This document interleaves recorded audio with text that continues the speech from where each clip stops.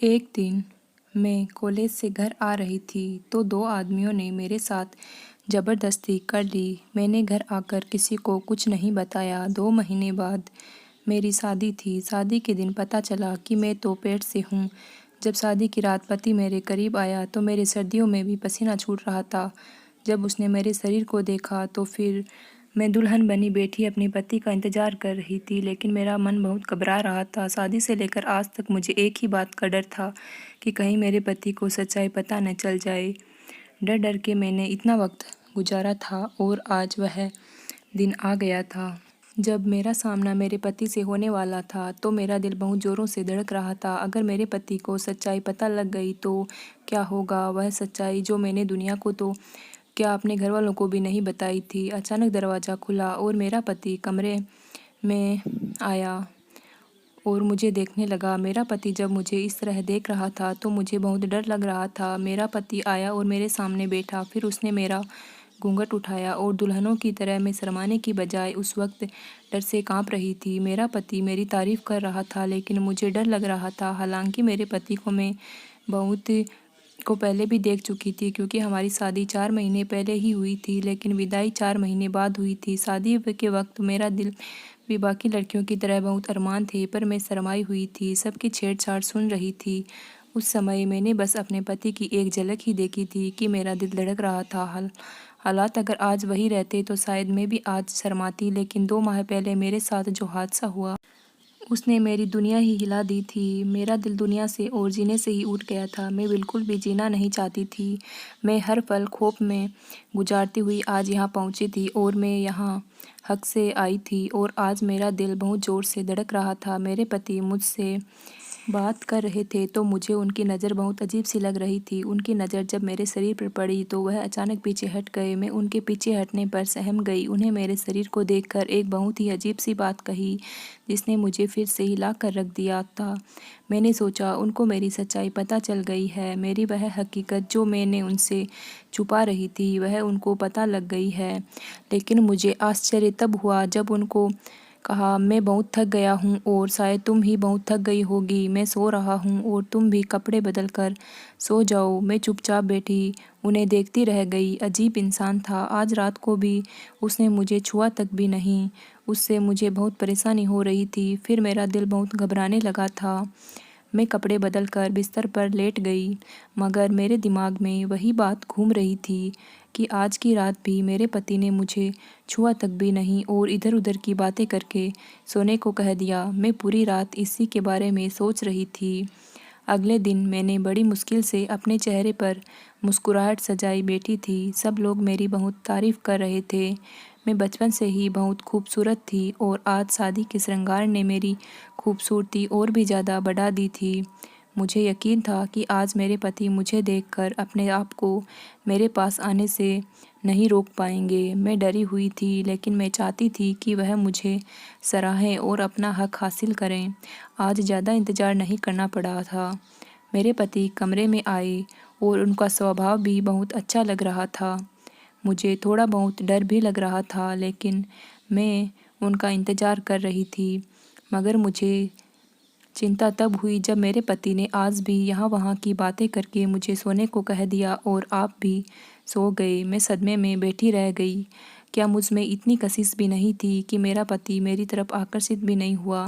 पहले ही मेरे दिल में बहुत डर था कि मेरे पति को मेरी सच्चाई पता न चल जाए, और अब मैं अपने पति के अजीब से रवैये को देखकर डर गई थी। मेरे पति बहुत अच्छे इंसान थे और मेरे साथ बहुत अच्छे इंसान थे, लेकिन उन्होंने पूरा 1 महीना गुजार दिया था और आज तक मुझे छुआ भी नहीं था। मेरे दिमाग में बहुत गहरा असर पड़ा था।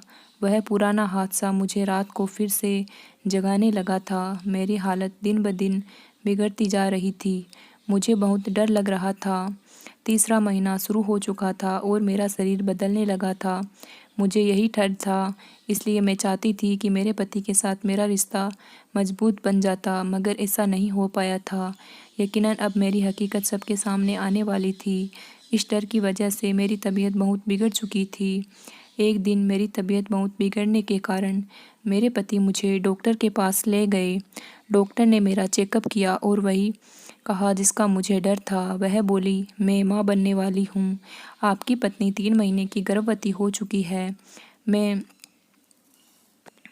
बहुत डर गई थी कि मेरा पति मुझे तलाक दे देगा और शायद उनकी जगह कोई दूसरा इंसान होता तो वह भी ऐसा ही करता। उस समय मेरा दिल बैठा जा रहा था कि मैं चीख चीख कर रोऊं, लेकिन मेरा शरीर बिल्कुल बेजान और ठंडा हो रहा था। डॉक्टर मेरे पति को बता रही थी कि आपकी पत्नी को अच्छी खुराक के साथ साथ अच्छे माहौल की भी ज़रूरत है, लेकिन वह नहीं जानती थी कि यह कैसा बच्चा है। उस समय मेरे दिमाग में 3 महीने पहले हुए हादसे किसी फिल्म की तरह घूम रहा था। शादी के बाद और विदाई के 2 महीने पहले परीक्षा देने यूनिवर्सिटी जा रही थी।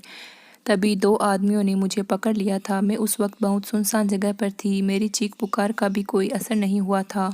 उन लड़कों ने किसी करीब जगह ले जाकर मेरी बेबसी का फ़ायदा उठा लिया था। मैंने उनके सामने बहुत हाथ जोड़े और उन्हें रोका, मगर वह बहरे हो चुके थे।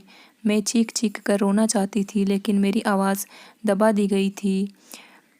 लेकिन कुछ नहीं देख पाई थी और ना मैं कुछ ज़्यादा जानती थी। मैंने बस इतना देखा था कि एक लड़के ने अपने चेहरे पर काला नकाब लगाया हुआ था और दूसरे लड़के ने काले रंग का शर्ट पहना था जिस पर एक अजीब सा चित्र बना हुआ था।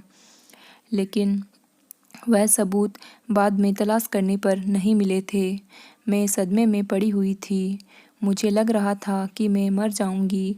अगर ना मरी तो भी मैं खुद को मार देना चाहती थी।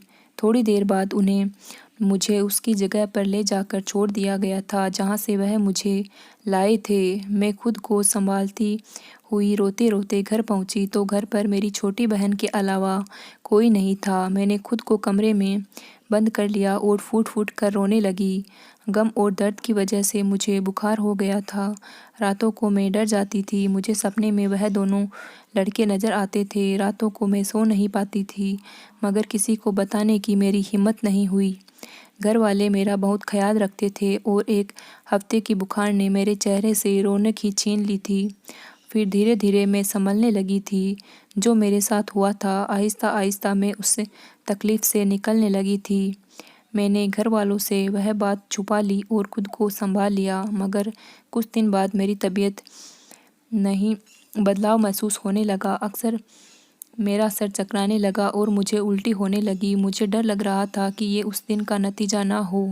मैं चुपचाप यूनिवर्सिटी से लेडी डॉक्टर के पास गई और अपना चेकअप करवाया और भगवान से यही प्रार्थना कर रही थी कि जैसा मैं सोच रही हूँ वह बिल्कुल भी ना हो, मगर शायद भगवान को यही मंजूर था। मेरी रिपोर्ट में यही आया कि मैं प्रेग्नेंट हूँ। मैं भगवान को रो रो कर पुकारने लगी कि आपने मेरे साथ ऐसा क्यों किया। अब मैं इस हालत में किसके पास जाती और किसको बताती और किसको इसका जिम्मेदार ठहराती। मेरे इस हालत का कौन गवाह बनेगा। मैं जानती थी कि मुझे ही गलत समझा जाएगा। घर में माँ बाप दोनों बूढ़े थे और छोटी बहन नासमझ थी, इसलिए मेरी हालत को बीमारी समझ लिया था। मेरी तबीयत दिन भर खराब होती जा रही थी। फिर मेरी विदाई का हल्ला उठा तो मैं बहुत सहम सी गई थी। क्या मेरे पति मुझ पर भरोसा करेंगे? कभी नहीं। वह मुझसे रिश्ता तोड़ देते हैं और मैं हर जगह बुरा किरदार महसूस हो जाती। मैंने पहले तो यह सोचा था कि अपने पति को कह दूंगी कि मैं गर्भवती हूँ और जब बच्चा पैदा होगा तो 7 महीने का कह के मामला दबा देती है, मगर यहाँ भी मेरी किस्मत ने मेरा साथ नहीं दिया और मेरा पति मुझसे मोहब्बत के दावे करके और मेरा इतना ख्याल रखकर भी मुझसे इतना फासला बना रखा। अब डॉक्टर ने तो मेरी हकीकत खोल दी थी। मुझे लगा मेरा पति घर जाकर मुझे बुरा भला कहेगा और मुझे बदकिरदार बताकर तलाक दे देगा। इन 3-4 महीने की टेंशन ने मुझे इतना निहाल कर दिया था कि मैं तलाक के लिए भी बिल्कुल तैयार हो चुकी थी। जब हम घर पहुँचे, मेरे पति मुझे कमरे में ले गए।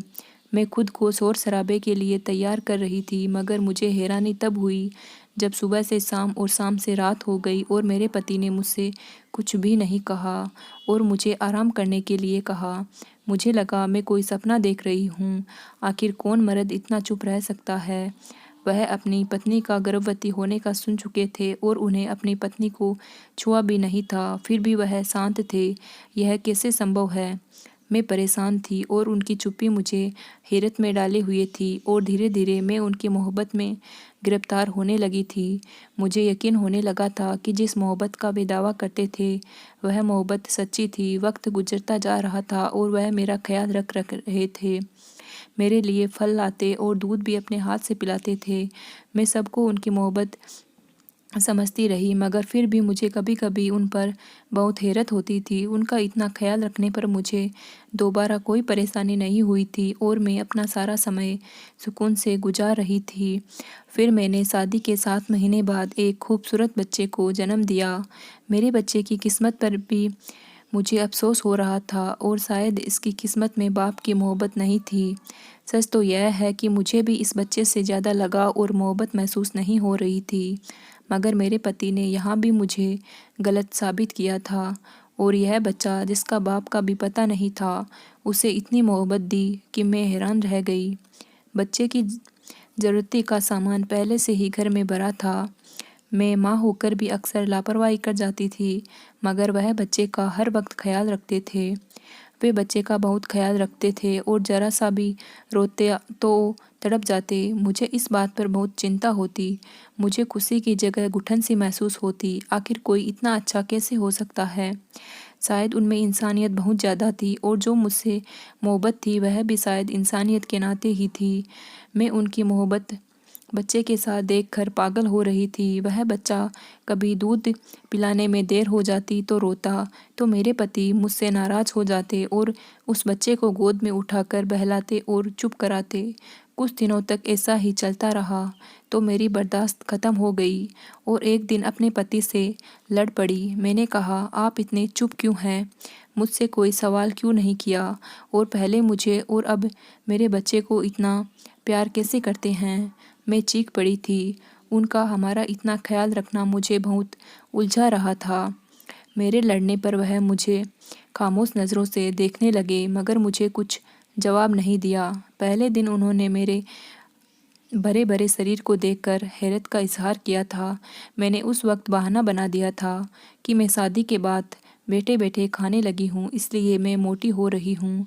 तब मुझे उनकी सवालिया नज़रों से परेशानी हुई थी, क्योंकि उस वक्त इतना ज़्यादा बदलाव नहीं हुआ था कि कोई पहचान सकता था।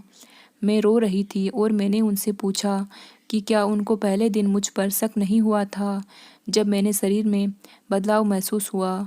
उन्होंने कहा, हाँ हुआ था, मगर तुमने कुछ नहीं बताया। मुझे उनका जवाब से झटका लगा था। मेरा सर अब चकराने लगा था कि उनको पता था और उन्होंने पूछा भी नहीं कि यह सब कैसे हुआ और कब हुआ। उन्होंने जानने तक की भी कोशिश ना की कि ये सब मेरे साथ कैसे हुआ या फिर मैंने उनके साथ बेवफाई की है। उनसे झगड़ा करने के बाद वह बोले कि मैं आज तुमको एक हकीकत बताना चाहता हूँ। वह शांत थे। अब मैं भी उनके इस व्यवहार की वजह जानना चाहती थी। आखिर कोई बात तो है जो वह ऐसे थी। कुछ ऐसा ज़रूर है जो उनको इतना अजीब बना रहा था। फिर उन्होंने जो सच्चाई बताई वह सुनकर तो मैं हैरान ही रह गई। उन्होंने बताया कि उनके माँ के साथ भी इस तरह गलत हुआ था और जब वह शादी करके आई थी तो वह पेट से थी और उन्होंने मेरे पिता को भी नहीं बताया था। जब शादी के रात मेरे बाप को ये हकीकत पता चली तो उन्होंने बहुत हंगामा किया और मेरी माँ को बहुत बुरा भला कहा, मगर वह मेरी माँ को छोड़ना नहीं चाहते थे। उन्होंने मेरी माँ के साथ रिश्ता काट रखा। बस इतना ही रहम उन्होंने मेरी माँ पर किया था, इससे ज़्यादा नहीं किया था। हालांकि मेरे माँ की कोई गलती नहीं थी, बल्कि उनके साथ गलत हुआ था। फिर भी मेरे माँ मेरे बाप की डांट फटकार सुनती रही थी। फिर मैं पैदा हुआ। मेरी परवरिश बाकी बच्चों की तरह नहीं होनी चाहिए थी, लेकिन मेरे बाप ने मुझे बड़ा किया और मुझे अपना नाम दिया। मुझे पढ़ाया लिखाया और अपने घर में रखा, लेकिन एक फ़र्क रह गया था, क्योंकि मैं बिन माँ बाप का बच्चा था। मुझे अपने माँ के पति से सगे बाप की मोहब्बत नहीं मिली थी। मेरी नज़र में मेरे माँ के पति का कोई कसूर नहीं था। मेरी माँ ने छुपा कर उनके साथ गलत किया था। उनके हाथ बंधे थे। हालांकि उस मर्द में इतनी हिम्मत थी कि उसने ऐसी औरत को अपनाया, रिश्ता ख़त्म नहीं किया और एक बिन बाप के बच्चे को अपना नाम दिया। शादी से पहले भी अगर पता चलता तो वह मेरी माँ को कभी नहीं छोड़ता, बल्कि उससे ज़्यादा खुशी होती, क्योंकि फैसला उसका अपनी मर्जी का होता। मेरे पति बोल रहे थे और मैं पत्थर बन चुकी थी।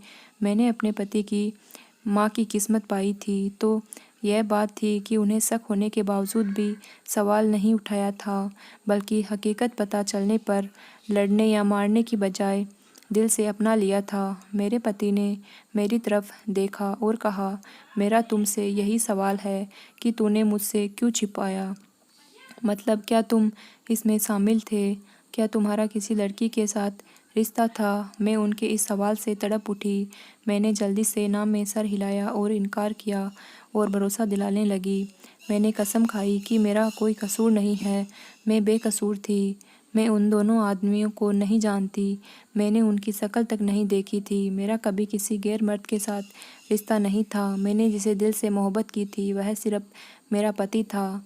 मेरे भरोसा दिलाने पर उन्होंने कहा, तो फिर मुझसे क्यों छिपाया? मुझे क्यों नहीं बताया कि तुम्हारे साथ गलत हुआ था? तुम तो खुद ही मजबूर थी, तो फिर तुम खुद को क्यों सताती रही? किस बात से डरती थी? क्यों मेरी माँ वाली बेवकूफ़ी दोहराई? मैं उनके सवाल पर निढाल थी। मैं उन्हें क्या बताती? मेरे पास कोई सबूत नहीं था। औरत सिर्फ इल्ज़ाम से डरती है। मुझे डर था कि कोई मुझ पर यकीन नहीं करेगा। आज के ज़माने में ऐसे मर्द बहुत कम रह गए हैं, झूठे इल्ज़ाम के नाम पर रिश्ता तोड़ देते हैं। फिर मैं तो खुद पर ये सब झेल चुकी थी। मैंने उनकी जिद पर कहा, मुझे क्या पता था कि आप मुझ पर भरोसा करेंगे या नहीं। अगर शादी की रात सवाल करते तो मैं खुद सब बता देती। अगर मुझे अंदाज़ा होता कि मेरा पति इतना अच्छा है तो मेरे को कोई इतनी तकलीफ़ क्यों देती। मेरी रोने पर मेरे पति ने मेरा हाथ थाम लिया और कहा, अब याद रखना, मुझे तुम पर यकीन है और अब ज़्यादा मत सोचना। मैंने उनको प्यार भरी नज़रों से देखा। मेरा दिल उनकी मोहब्बत पर खुशी से झूम उठा था। आज सब कुछ खुल चुका है। मुझे लग रहा था कि हमने एक दूसरे को अपनी सच्चाई बता दी है, मगर मैं गलत थी। अभी तो बहुत सी सच्चाई को नहीं जानती थी। अभी तो मेरे सर पर आसमान गिरना बाकी था। अब इन सब से बेखबर मैं बहुत खुश हो गई थी। अपने पति की वजह से मैं अपनी ज़िंदगी बहुत सुकून से काट रही थी। अब मेरा भरोसा अपने पति पर इस तरह कायम हो गया था कि मैं हर बात अपने पति को बता देती थी। मैं अपने बच्चे को भी प्यार देने लगी थी और कुछ दिन बाद मुझे दोबारा से माँ बनने की खुशखबरी मिली थी। इस बार ये फ़र्क था कि मैं भी अब इस खुशी को खुलकर महसूस कर रही थी, लेकिन मेरे पति के व्यवहार में तो कुछ बदलाव आया ही नहीं था। इस बार भी वैसा ही ख्याल रख रहे थे जैसा पहले रखा था। वह मुझे ज़्यादा काम भी नहीं करने देते। मैं कभी उनसे छुपकर थोड़ा बहुत घर का काम करती थी, लेकिन उन्होंने घर में काम के लिए नौकरानी रख रखी थी। नौकरानी मेरे बड़े बेटे को संभाले बैठी थी। तब मैंने सोचा कि मैं स्टोर रूम से कुछ सामान निकाल लूँ। वह सारा सामान जिसकी बड़े बेटे होने पर ज़रूरत पड़ी थी, वह सारा सामान मेरे पति ने स्टोर रूम में रख दिया था। मुझे सिर्फ 1 महीना बाकी था। मैंने सोचा कि सामान वगैरह पहले ही निकाल कर रख लूँ। स्टोर रूम की लाइट ऑन और संदूक से सारा सामान निकाल रही थी। तब मुझे संदूक के एक कोने में बहुत पुराना एक बॉक्स मिला। मैंने वह बॉक्स भी सामान के साथ रखा और कामवाली को बुलाकर सारा सामान अपने कमरे में रखने को कहा। उसने सारा सामान मेरे कमरे में ले जाकर रख दिया। मैं एक एक करके सारा सामान देख रही थी, तभी मेरे सामने वह पुराना बॉक्स आया। मैंने बॉक्स को खोला। उसने जो सामान निकला, मैं उसे देखकर पूरी तरह कांप गई थी। मेरा दिल डूब रहा था। मैं यकीन करने के लिए तैयार नहीं थी। मेरा पति तो एक अच्छा इंसान था, फिर उसका पड़ा यह सामान उसका कौन सा पहलू था?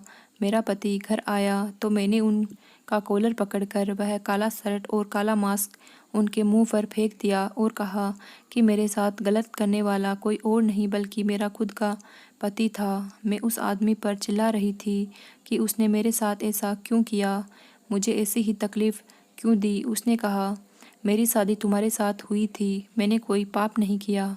मैं बस तुम्हें आजमाना चाहता था कि तुम मुझे सच्चाई बताती हो या नहीं। उनकी बात पर मुझे धक्का सा लगा। सिर्फ आजमाने के लिए उस आदमी ने मुझे इतनी तकलीफ़ दी। मेरे पति की सच्चाई जानने के बाद मुझे वह बीता हुआ कल याद आने लगा जो मैंने तकलीफ़ों में गुजारा था। अगर मुझे उनकी सारी सच्चाई मालूम ना होती तो मैं तो अपनी सारी ज़िंदगी धोखे में ही गुजार देती। मुझे अपने पति से मोहब्बत एकदम ही ख़त्म सी हो गई थी। मेरा दिल चाह रहा था कि मैं यह घर छोड़कर चली जाऊं और वापस ही ना आऊं। मैंने घर छोड़कर जाने का इरादा किया तो मेरे बच्चे ने मेरी कदम रोक लिए। जैसे थी मैं उनकी माँ थी, वह बच्चा जिसको मैं गैर समझकर सही बच्चों की तरह मोहब्बत ना दी सकी। अब तो मुझे उस बच्चे पर दुख हो रहा था जिसने एक अनाथ बच्चे की तरह है दिन गुजारे थे। मुझे अपने पति से नफरत महसूस हो रही थी, लेकिन मेरे पास वापसी का कोई रास्ता नहीं था। वह एक सकी इंसान था और कुछ नहीं था। उस पर बचपन में जो गुजरी थी उस सब से उसे दिमागी मरीज बना दिया था। मैं उनके बचपन की हालात को सोच रही थी और शायद मैं इन्हें सबसे गुजरती तो मैं भी इन्हीं की तरह बन जाती, क्योंकि जब से मेरे साथ वह हादसा हुआ था तब से मेरा भी कोई दिमागी मरीज बनने में कोई शक नहीं था। अगर मुझे हकीकत ना मालूम होती तो मैं उसी गम में रहती। मैं बहुत रो रही थी। जिस आदमी को मैं अच्छा समझती रही वह मेरी बर्बादी का कारण था और मैं आज भी पहले की तरह बेबस और उसके साथ रहने पर मजबूर थी, क्योंकि मैं उसके बच्चों की माँ थी। अपने बच्चों को छोड़कर मैं उनके बाप की तरह बनना नहीं चाहती थी। दोस्तों, आप लोगों को जिसने यह कहानी सुनी है पूछना चाहती हूँ, क्या उन्होंने जानबूझकर मेरे साथ गलत किया? क्या इतना सब होने के बाद भी मुझे अपने पति को अपना लेना चाहिए?